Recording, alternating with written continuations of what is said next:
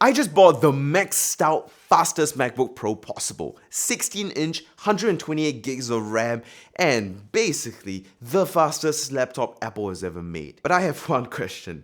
Did I make a mistake and am I about to have the biggest serving of buyer's remorse ever? Well, I'm going to talk about that after 1 month of usage and about whether you should buy the M5 Pro, the M5 Max, or wait for the next generation of MacBook Pros. So first and foremost, the performance has not been really regret-inducing. This thing is blazing fast, and basically everything I have been doing on my old laptop just feels effortless now on this. We got the fastest CPU on any laptop today, basically with Apple's supercores, and the key thing about this processor is that you can run it smoothly, effortlessly at full speed without a charger. Now, the battery life isn't that crazy if you're throwing a heavy task at it. It only lasts like 2 hours, not plugged in from the wall if I'm video editing 6K raw footage, but it's still smooth, it's still seamless, and doesn't stutter and slow down if there isn't a charger, which can be said about literally every Windows laptop that has a powerful CPU and powerful GPU,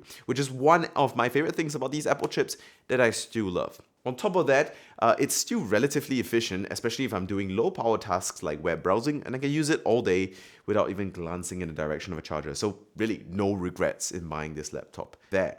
It can also game a little. I don't really want to dive into gaming performance, but I did play Cyberpunk and it was nice. Not exactly ideal, but for casuals. But the main reason I bought this laptop, as we all know, is AI. Right? 128 gigs of RAM with the unified memory architecture that Apple has means that my GPU in this laptop has access to 128 gigs of VRAM. And VRAM is the deciding factor in whether you can run a large or small AI model. And the larger the model you can run, the more accurate and high quality the outputs you get will be. Now, it is not like the fastest AI machine ever. NVIDIA GPUs have such a big lead in, how many tokens per second it can generate, but it's basically one of the cheapest ways to get 128 gigs of VRAM, which is a deciding deal breaker in whether you can even run the model in the first place or not. It's not the fastest, but it's the most capable per dollar. I think the AMD Strix Halos are also able to run 128 gig models thanks to 128 gigs of unified memory as well. But the problem with the Strix Halo is that it's not quite as fast as the M5 Max. So in terms of AI performance, I have no regrets there. Then that leads me to the question, which is, should I have gotten the M5 Pro instead? Well, the answer is yes and no. If I was just like video editing, running some light AI workloads, just little AI assistants, and just doing 3D modeling, M5 Pro is a far superior option because you're just getting way more value than the M5 Max. On top of that, my M1 Pro was still doing okay for video editing tasks and 3D modeling, so long as I was not throwing anything too intense and too heavy at it, and avoided kind of like using too many AI tools. So the M5 Pro would definitely have been adequate, and I could have spent that money getting more SSD storage, for example. On top of that, because it is the Pro chip, it wouldn't overheat even if I got the 14-inch variant, which means I could have gotten a smaller laptop, saved space, and gotten more portability instead. Oh, and by the way, this M5 Max chip coil whines like crazy the moment I throw some AI workloads at it. Just be aware, it's totally normal, which sucks, but it is what it is. Oh, and also the M5 Max is super hot and heats up the laptop like crazy, so don't expect to use this laptop on top of your lap if you don't want to get burnt. But yeah, for most people, the M5 Pro definitely going to be adequate and definitely going to be enough, even if you're doing some AI stuff, save the money.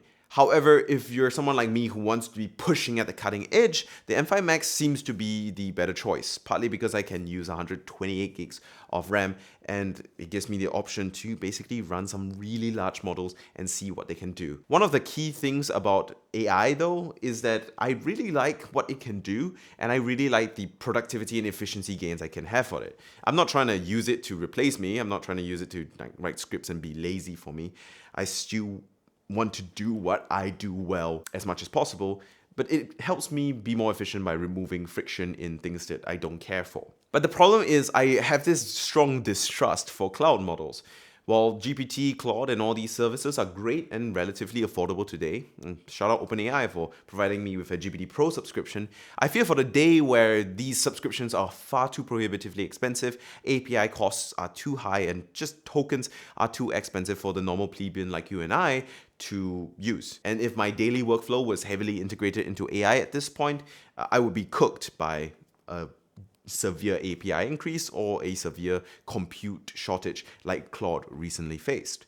And so having local AI be a possibility, even if it might be a little slower and less capable than state-of-the-art cloud models, is very important to me for me to even bother starting to use AI in the first place. Because this lack of trust means that if I don't have a backup, I don't want to build reliance on AI workflows. But that also leads me to my next point with regards to the M6 MacBooks.